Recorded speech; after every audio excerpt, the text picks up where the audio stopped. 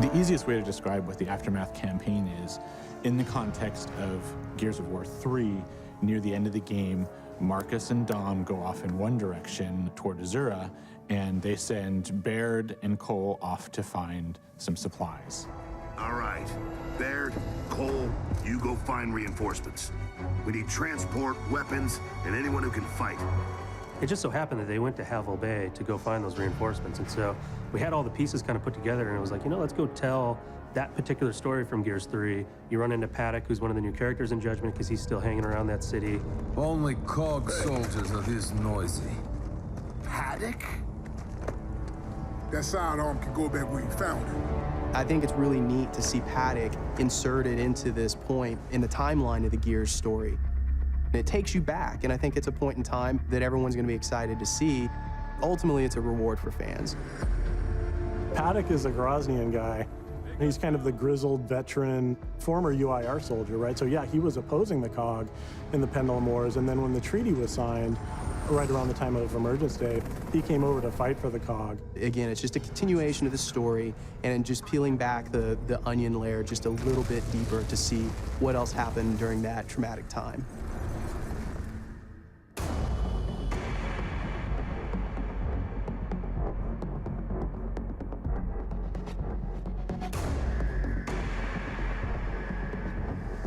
We built Aftermath in as an unlock. And so to unlock it, you earn stars. When you play through the main Judgment campaign, you're scored every section that you play through. We have a series of 3 stars that you can earn. You earn those stars by getting ribbons, you know, headshots and executions and those kinds of things. Also just by playing through the mission. If you take a declassified mission, that will boost your stars.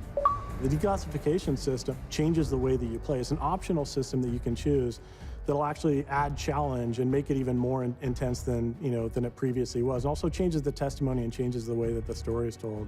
The dust gunk things up pretty good, and the grubs were going in for close kills.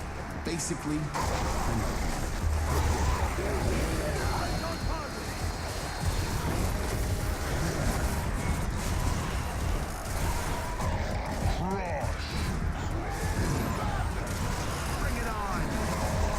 The very core, the very foundation of what we're trying to do in Judgment is all built on intensity.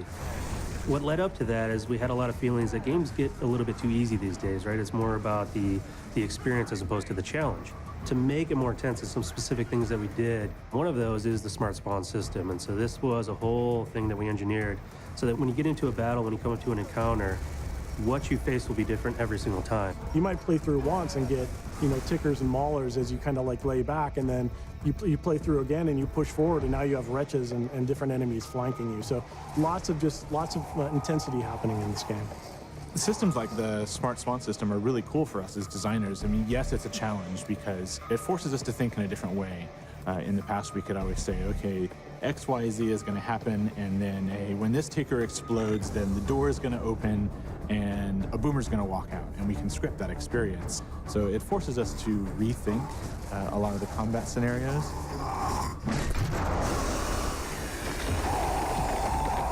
In a way, I really like that because it gave us the ability to put more story and more context into the environments and into the world itself, which really helps bring the universe to life a lot more.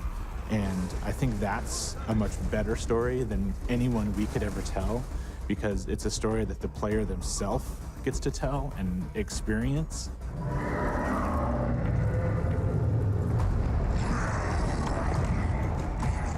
For us, it's a process of evolution. We don't want to just give the same experience over and over again, because that's really an injustice to the fans. And we want to make sure that we're delivering something that's progressing, not just both from a story standpoint, but from a franchise standpoint, but also from a gameplay standpoint.